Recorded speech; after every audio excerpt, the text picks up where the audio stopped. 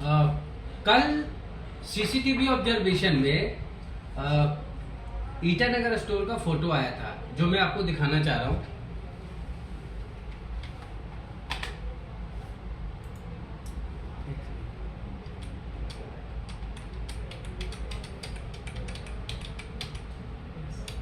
ये सारे फोटो ईटानगर के थे, लेकिन अब हम एक एक करके देखते हैं कि इस डिस्क्रिपेंसी का कारण क्या है। तो सबसे पहले हमने ये देखा कि आप देख रहे हो कि यहाँ बिन में पूरा ब्रा रखा हुआ है, बहुत ही गलत तरीके से रखा हुआ है, और कैरेट में भी काफी खराब तरीके से रखा हुआ है। माल मतलब पूरा डिप्रिशिएट हो रहा होगा, मतलब ये डिस्काउंट ही लगाना पड़ जाएगा।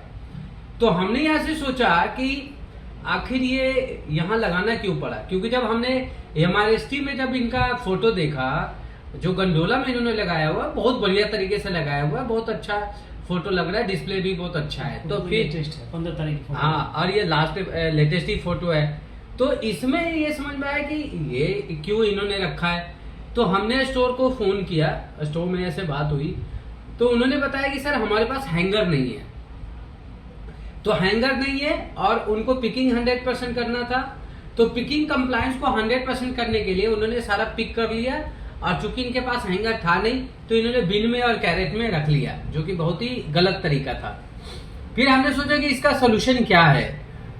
तो हम अपने SOP की तरफ गए कि SOP क्या कहता है हमारा। तो हमने प्रोसेसिंग का SOP खोला, जो कि सारे स्टोर को शेयर भी किया हुआ है।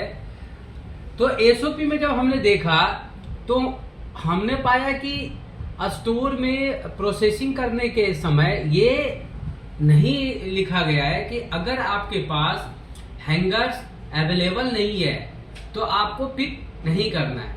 तो आज एक पॉइंट हमने ऐड किया है कि अगर जितना हैंगर आपके पास अवेलेबल है उतना ही पिक्ड स्टॉक का प्रोसेसिंग करना है। फिर से मैं आपको इस बात को रिपीट करता हूं कि जितने हैंगर्स अवेलेबल है उतने ही पिक्ड स्टॉक का PP फाड़ना है, यानी प्रोसेसिंग करना है।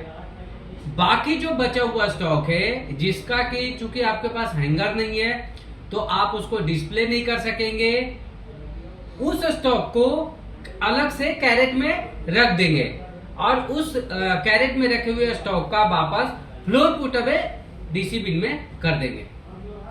इससे क्या होगा कि अननेसेसरी का आपको आगे माल ले जाकर लगाना नहीं होगा, और उस वजह से क्या होता है, स्टोर क्या करेगा, स्टोर के साथ दिक्कत है कि स्टोर को 100% पिकिंग भी करना है। अब वो बेचारा पहले सोचता है कि यार मैं पहले पिकिंग कर लूं 100%। अब 100% पिकिंग कर लिया तो उस माल को लगाए कहाँ, क्योंकि लगाने के लिए उसके पास हैंगर नहीं है। तो वो दोनों जगह फंस जाता है। अगर 100% पिकिंग ना करे तो उस पर क्वेश्चन होता है कि आप 100% पिकिंग क्यों नहीं हुआ, और अगर पिकिंग कर लिया तो फिर ये ऐसा डिस्प्ले होता है, गलत तरीके से रखना पड़ता है। फिर यहाँ भी उससे सवाल होगा कि इस तरह से तुमने क्यों रखा। तो ये दोनों का समाधान ये था कि हमने उनको एक पॉइंट ऐड कर दिया SOP में कि अगर आपके पास हैंगर्स अवेलेबल नहीं है तो आपको पिक करने की जरूरत नहीं है। आप केवल एक ये काम गैप रिपोर्ट में, जो आपको गैप रिपोर्ट जाता है, लो पिकिंग कंप्लायंस का एक गैप रिपोर्ट आपको जाता है, आपको उसमें खाली अपना रिमार्क्स मेंशन करना है कि आपके पास हैंगर्स अवेलेबल नहीं है। तीसरा इसका एक्शन पॉइंट ये है कि जो आपके पास नॉन ट्रेडिंग शॉर्टेज है उसका आपने एरिया मैनेजर से बात करना और इशू लॉगिन करके हैंगर्स को DC से अपने यहाँ अवेलेबल करवाना, और एरिया में जो रीजनेबल का काम होगा उसको अवेलेबल करवा के और डिस्पैच कराना, ताकि स्टोर इसको पिक कर सके और प्रॉपर DPN मेंटेन करे। तो मेरे समझ से अगर ये जब SOP में हमने मेंशन कर दिया तो आगे से ईटानगर या किसी भी स्टोर का इस तरह का फोटो नहीं आएगा कि हैंगर्स के वजह से इस तरह का गलत डिस्प्ले करना पड़ा। यही उनके साथ नाइटी में भी हुआ। अगला फोटो भी जाओ।